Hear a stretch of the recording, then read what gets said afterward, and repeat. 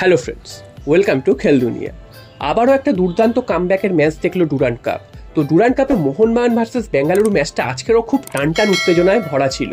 তোমরা জানো যে আজকের মোহনবাগান নিজেদের ঘরের মাঠে নেমেছিল এত বাধা বিপত্তি পেরিয়ে। তো সেই ম্যাচটাতে সমর্থকদেরও উপস্থিতি ছিল যথেষ্ট। তো সেই ম্যাচেই কিন্তু ছন্দপতন ঘটে প্রথম থেকে। মোহনবাগান প্রথম 15 থেকে 20 মিনিট একদম খেলতেই পারেনি, মানে খেলতে পারেনি বলা ভুল, মানে কেউ কারুকে চেনে না এরকমই মনে হচ্ছিল। ভুল পাস, নিজেরা বল কন্ট্রোল করতে পারছে না, মাঝমাঠের দখল বেঙ্গালুরু এফসির হাতে চলে গেছে। তো সমস্ত কিছু মিলিয়ে প্রথম 20 মিনিট কিন্তু খুবই খারাপ খেলেছে মোহনবাগান।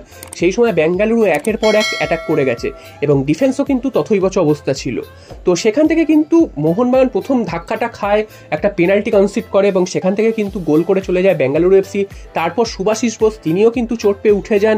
সব মিলিয়ে ডিফেন্স কিন্তু আরও বেহাল হয়ে পড়ে। সুভাশিস বোসের জায়গায় দীপেন্দু নামার পর কিন্তু একটু চনমনে হয় ডিফেন্সটা।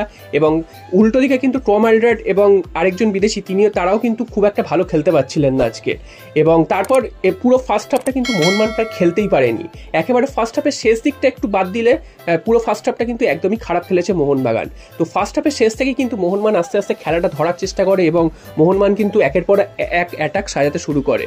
তো হাফ টাইমে 0-1 গোলে পিছিয়ে ড্রেসিং রুমে ফেরে এবং হাফ টাইমের পর আশা করা গেছিল যে মোহনবাগান হয়তো ঘুরে দাঁড়াবে, কিন্তু না, 5 মিনিটের মধ্যেই ডিফেন্সের আবারও একটা বড় ভুল, যার ফলে কিন্তু ম্যাচটা 2-0 পিছিয়ে পড়ে। এবং 2-0 পিছিয়ে পড়ার পর স্বাভাবিকভাবেই কেউ আর মনেই করেনি যে সেখান থেকে মোহনবাগান ম্যাচে ফিরতে পারে, কারণ একে তো ডিফেন্স জঘন্য খেলছে, খেলা ভুলেই গেছে সমস্ত প্লেয়াররা এবং ফিটনেসেরও অভাব স্পষ্ট বোঝা যাচ্ছে।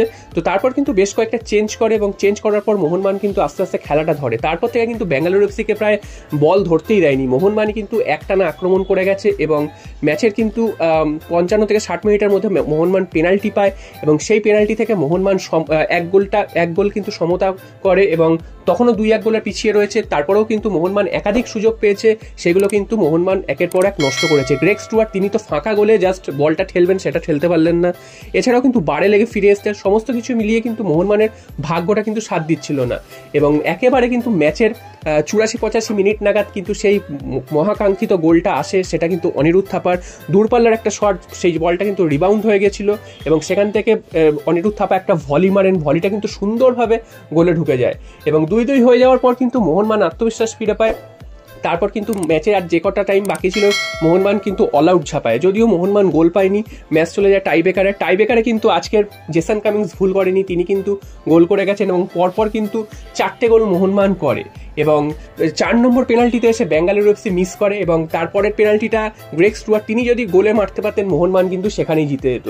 কিন্তু গ্রেগ স্টুয়ার্ট কিন্তু ম্যাচে আজকে যেমন নিষ্প্রভ ছিলেন, পেনাল্টি শুট আউটও তেমন নিষ্প্রভ, তিনি কিন্তু হাতে মারেন গুরপ্রীত সিং সান্ধুর এবং তারপরের পেনাল্টিটা কিন্তু বিশাল কায় তিনি অসাধারণ দক্ষতায় বাঁচিয়ে মোহনবাগানকে কিন্তু ফাইনালে নিয়ে যান।